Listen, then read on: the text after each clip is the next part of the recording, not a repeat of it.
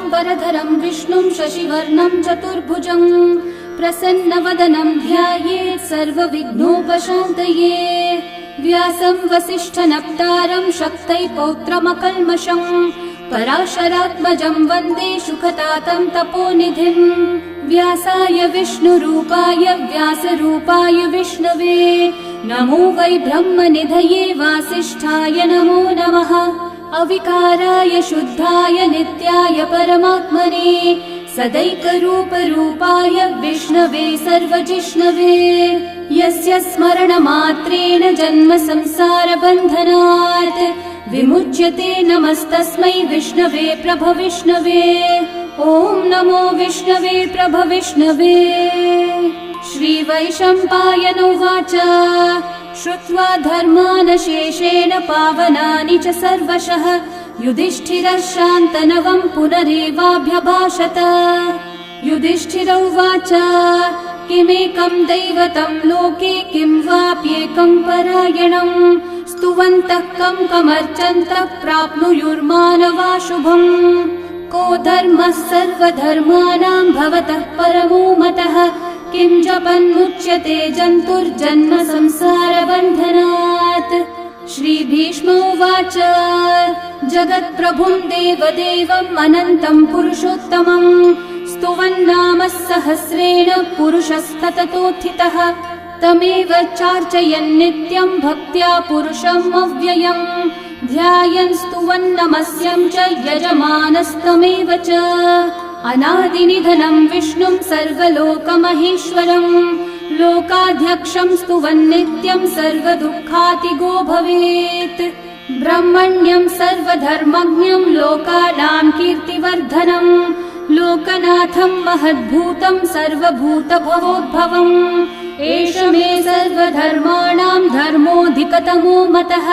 यद्भक्त्या पुण्डरीकाक्षं स्तवैरर्चैर्नरः सदा। परमं यो महत्तेजः परमं यो महत्तपः परमं यो महद्ब्रह्म परमं यः परायणम् पवित्राणां पवित्रं यो मङ्गलानां च मङ्गलम् देवतं देवतानां च भूतानां यो व्ययः पिता यतः सर्वाणि भूतानि भवन्त्यादियुगागमे यस्मिंश्च प्रलयं यान्ति पुनरेव युगक्षये तस्य लोकप्रधानस्य जगन्नाथस्य भूपते विष्णोर्नाम सहस्रं मे शृणु पापभयापहम्। यानि नामानि गौणानि विख्यातानि महात्मनः ऋषिभिः परिगीतानि तानि वक्ष्यामि भूतये। ऋषिर्नाम्नां सहस्रस्य वेदव्यासो महामुनिः छन्दोऽनुष्ठुप् तथा देवो भगवान् देवकीसुतः अमृतांशोद्भवो बीजं शक्तिर्देवकी नन्दनः त्रिसामा हृदयं तस्य शान्त्यर्थे विनियुज्यते। विष्णुं जिष्णुं महाविष्णुं प्रभविष्णुं महेश्वरम् अनेकरूपदैत्यान्तं नमामि पुरुषोत्तमम्। अस्य श्रीविष्णोर्दिव्यसहस्रनामस्तोत्रमहामन्त्रस्य श्रीवेदव्यासो भगवान् ऋषिः अनुष्ठुप्छन्दः श्रीमहाविष्णुः परमात्मा श्रीमन्नारायणो देवता अमृतांशोद्भवो भानुरिति बीजम् देवकी नन्दनसृष्टेति शक्तिः उद्भवक्षोभणो देव इति परमो मन्त्रः शङ्खबृन्नन्दकी चक्रीति कीलकम् शार्ङ्गधन्वा गदाधर इति अस्त्रम् रथाङ्गपाणिरक्षोभ्य इति नेत्रम् त्रिसामा सामगः सामेति कवचम् आनन्दम् परब्रह्मेति योनिः ऋतुः सुदर्शनः काल इति दिग्बन्धः श्रीविश्वरूप इति ध्यानम् श्रीमहाविष्णुः प्रीत्यर्थे सहस्रनाम जपे विनियोगः।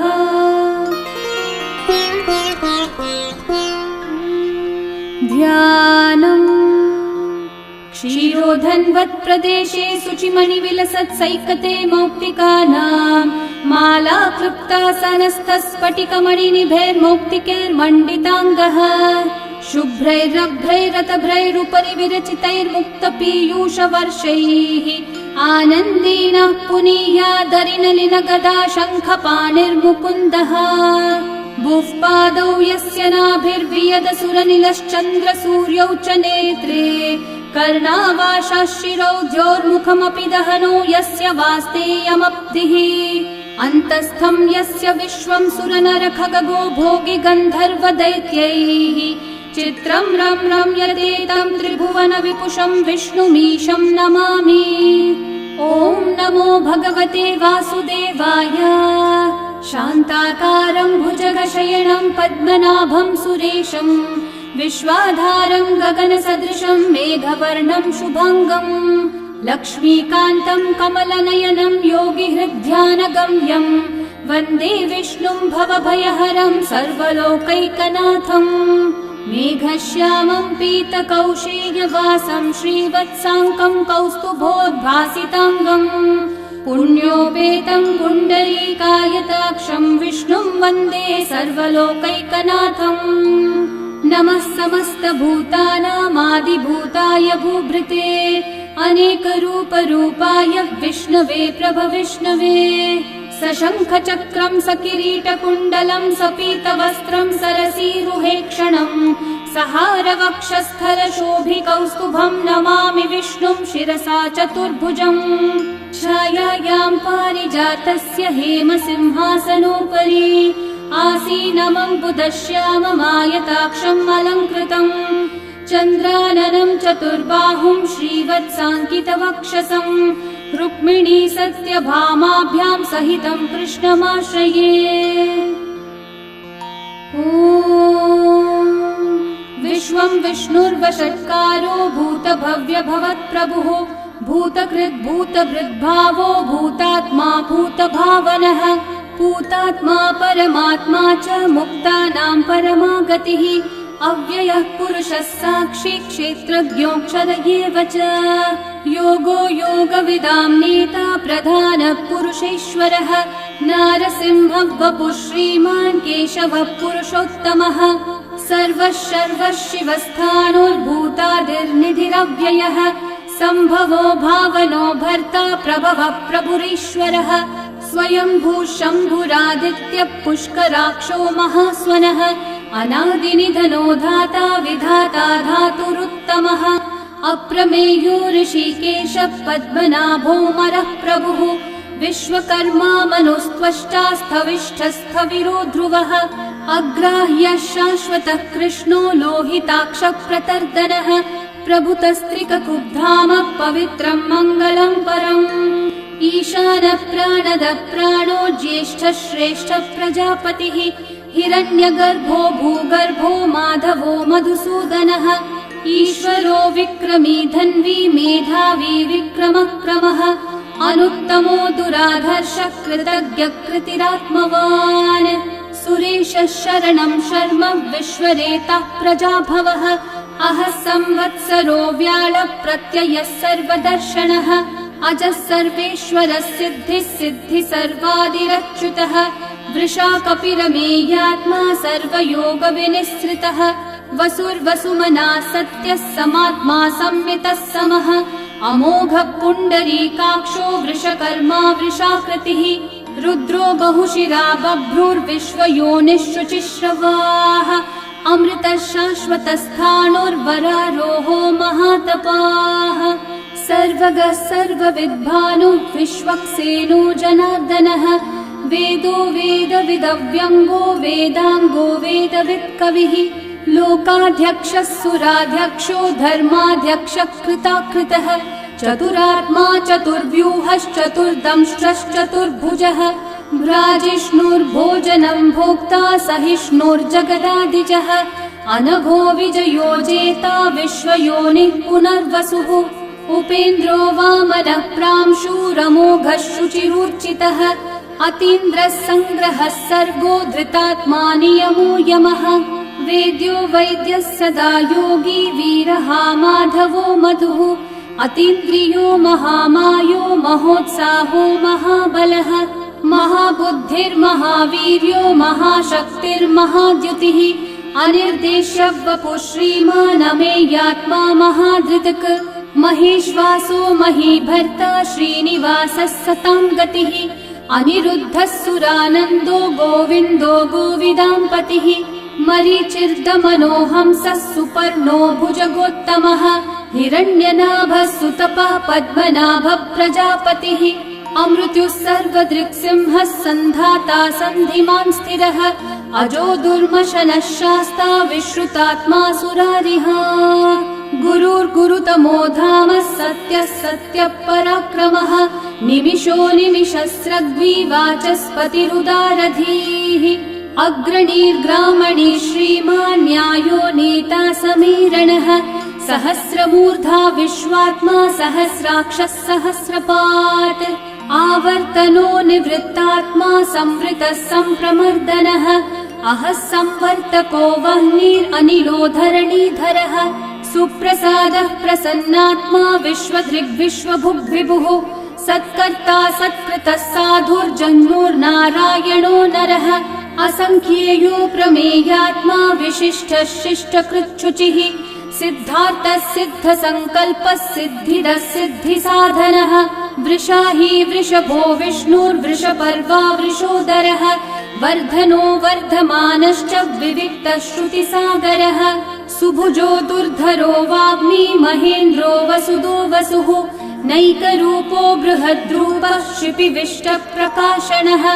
ओजस्तेजोद्युतिधरः प्रकाशात्मा प्रतापनः ऋद्धस्पष्टाक्षरो मन्त्रश्चन्द्रांशूर्भास्करद्युतिः अमृतांशूद्भवो भानुर्शशबिन्दुः सुरेश्वरः औषधं जगतः सेतुः सत्यधर्मः पराक्रमः भूतभव्यभवन्नाथः पवनः पावनो नलः कामः कामकृत्कान्तः कामः कामप्रदः प्रभुः युगादिकृद्युगावर्तो नैकमायो महाशनः अदृश्यो व्यक्तरूपश्च सहस्रजिदनन्तजित् इष्टो विशिष्टशिष्टेष्ठः शिखण्डी नहुषो वृषः क्रोधः क्रोधकृत्कर्ता विश्वबाहुर्महीधरः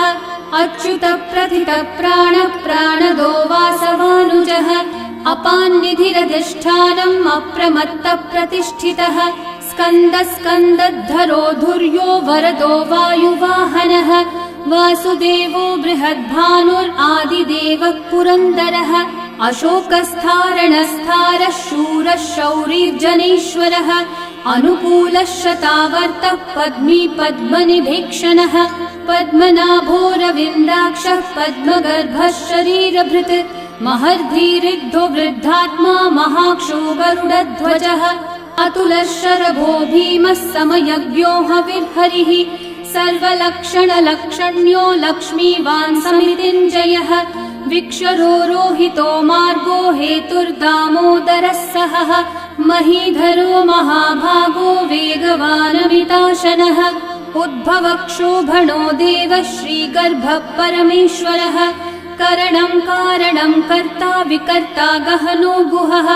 व्यवसायो व्यवस्थानः संस्थानस्थानदो ध्रुवः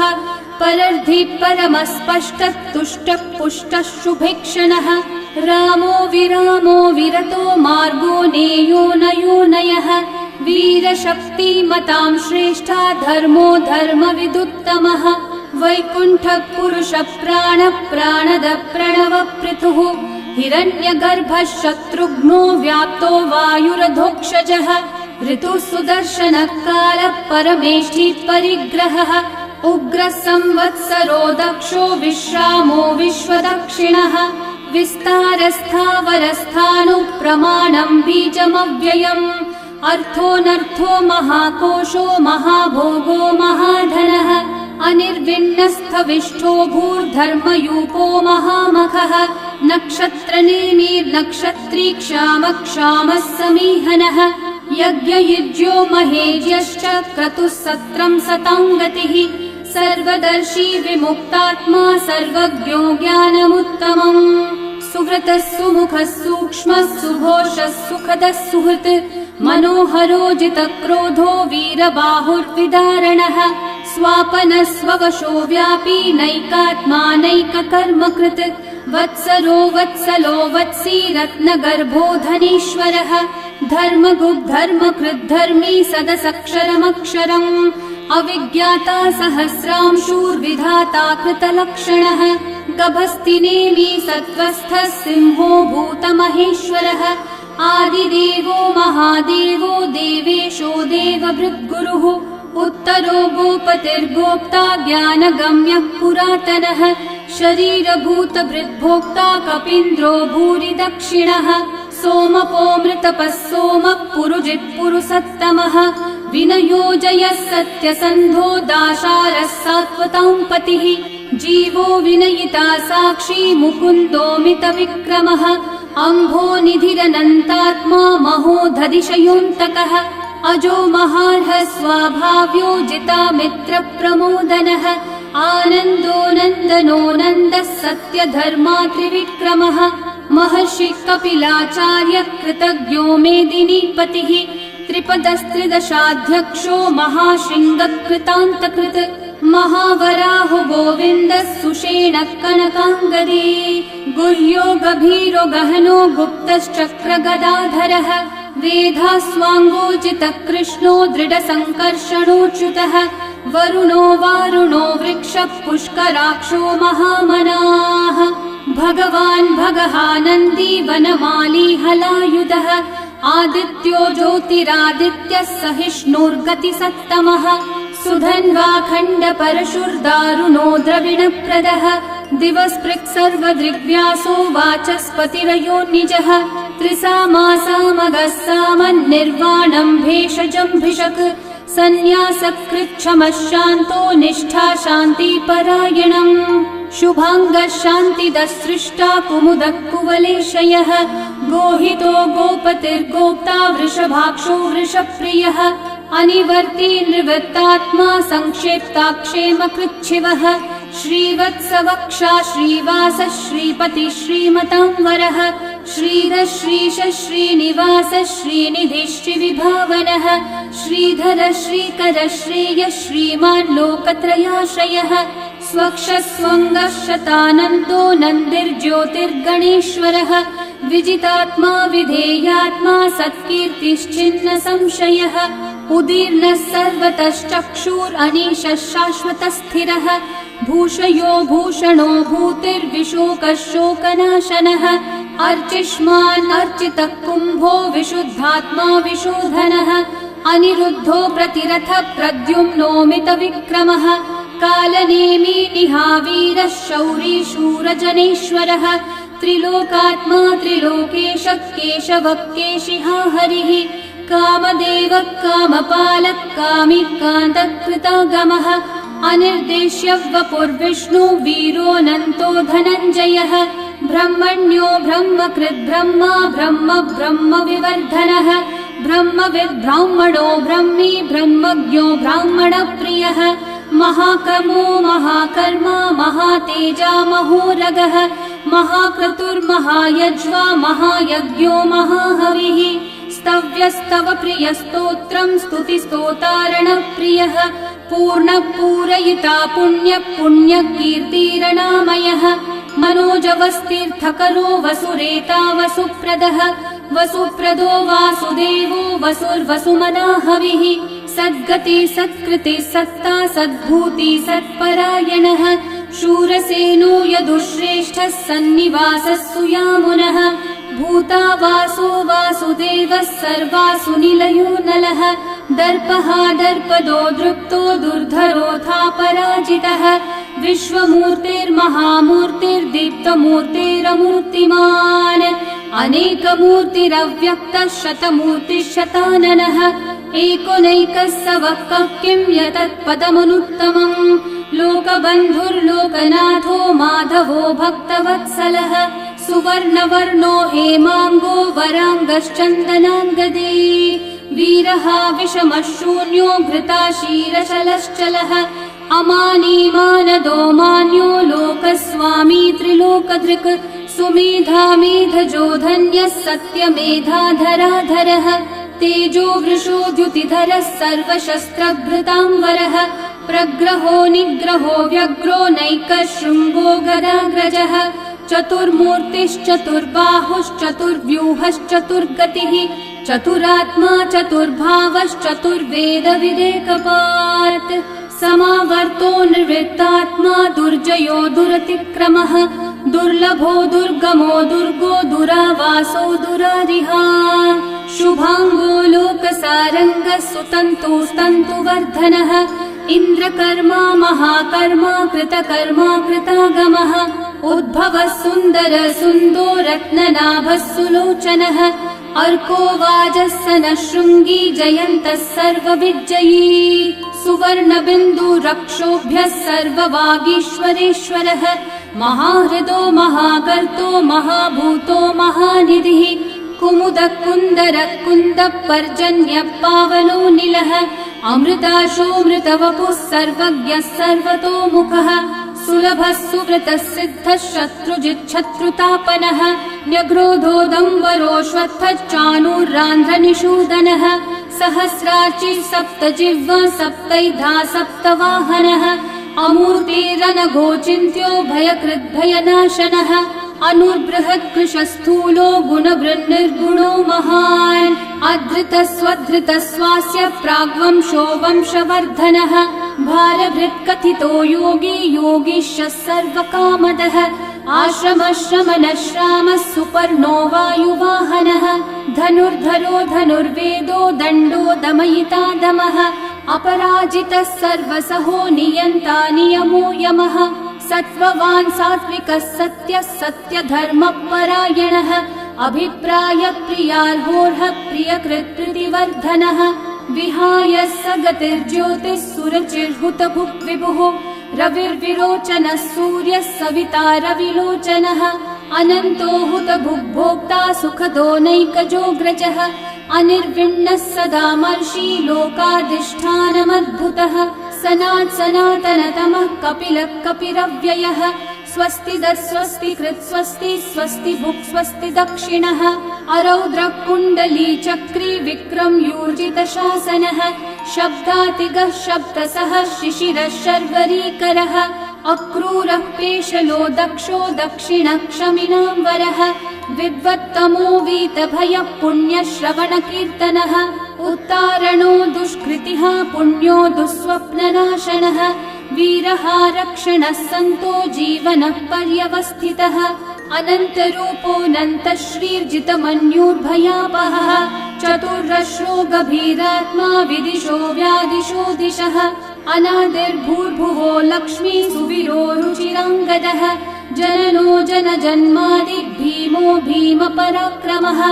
आधारनिलयो धाता पुष्पहासः प्रजागरः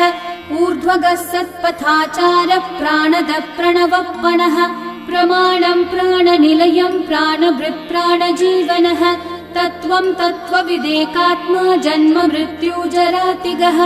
भूर्भुवः स्वस्तरुस्तारः सविता प्रपितामहः यज्ञो यज्ञपतिर्यज्वा यज्ञाङ्गो यज्ञवाहनः यज्ञभृद्यज्ञभृद्यज्ञी यज्ञभुग्यज्ञसाधनः यज्ञातकृद्यज्ञगुह्यामन्नमन्नादयेव च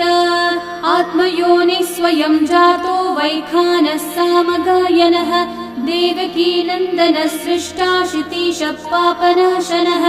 शङ्खवृन्नन्दकी चक्री शार्ङ्गधन्वा गदाधरः रथाङ्गपाणिरक्षोभ्यः सर्वप्रहरणायुधः सर्वप्रहरणायुध ॐ नम इति वनमाली गदी शार्ङ्गी शङ्खी चक्री च नन्दकी श्रीमान्नारायणो विष्णुर्वासुदेवोऽभिरक्षतु वनमाली गदी शार्ङ्गी शङ्खी चक्री च नन्दकी श्रीमान्नारायणो विष्णुर्वासुदेवोऽभिरक्षतु वनमाली गदी शार्ङ्गी शङ्खी चक्री च नन्दकी श्रीमान्नारायणो विष्णुर्वासुदेवोऽभिरक्षतु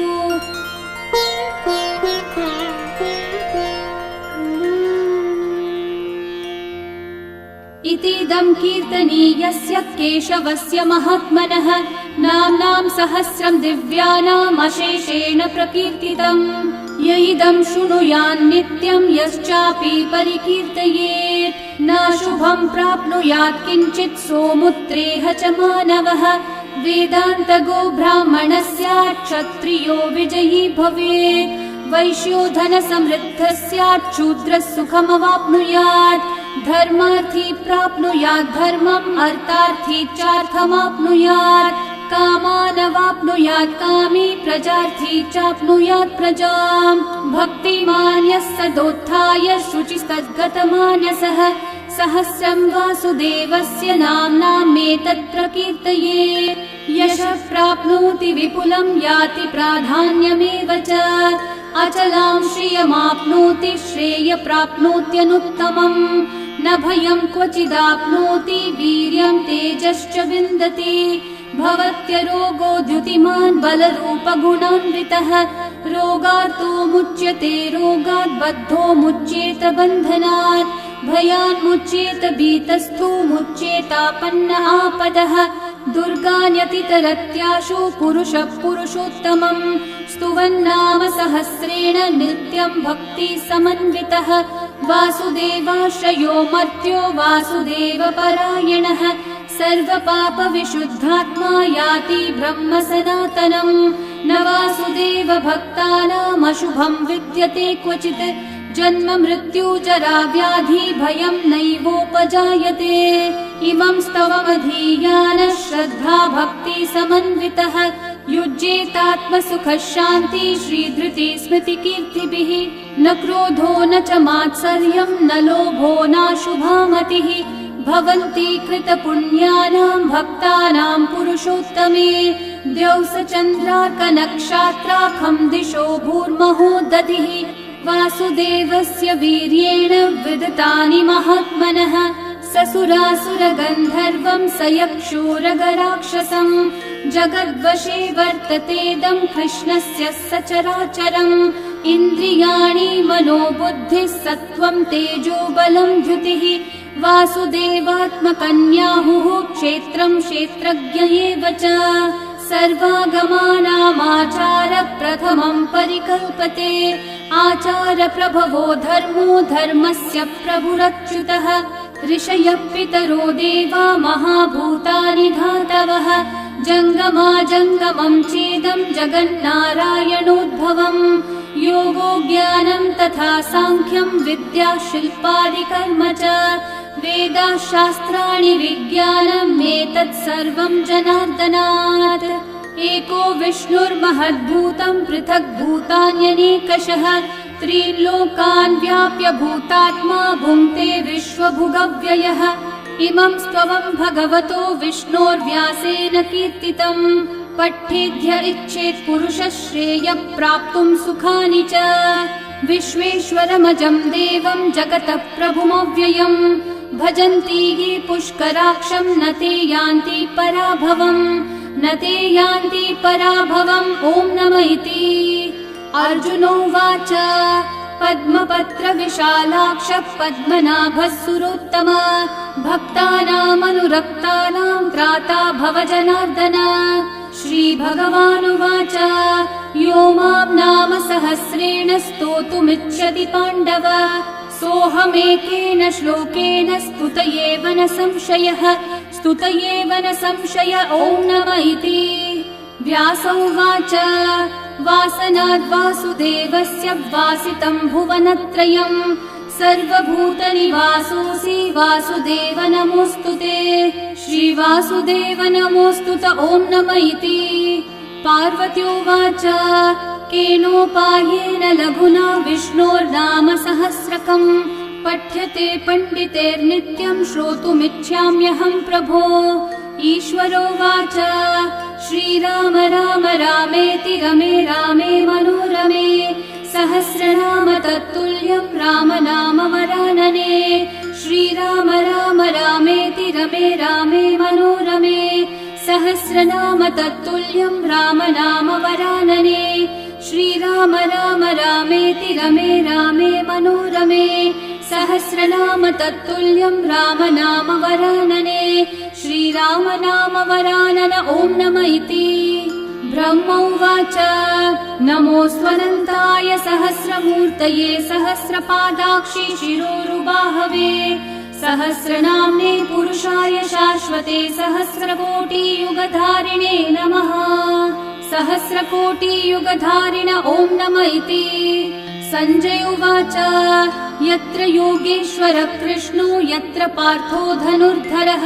तत्र श्रीर्विजयो भूतिर्ध्रुवा नीतिर्मतिर्मम। श्रीभगवानुवाच अनन्याश्चिन्तयन्तो मा ये जनाः पर्युपासते तेषां नित्याभियुक्तानां योगक्षेमं वहाम्यहम्। परित्राणाय साधूनां विनाशाय च दुष्कृतां धर्म संस्थापनार्थाय सम्भवामि युगे युगे। आर्ता विषण्णा शिथिलाश्च भीता घोरेषु च व्याधिषु वर्तमानाः संकीर्त्य नारायण शब्दमात्रं विमुक्तदुःखा सुखिनो भवन्तु। कायेन वाचा मनसैन्द्रियैर्वा बुद्ध्यात्मना वा प्रकृते स्वभावात् करोमि यद्यत् सकलं परस्मै नारायणायेति समर्पयामि। श्री विष्णु सहस्रनाम स्तोत्रम् सम्पूर्णम्।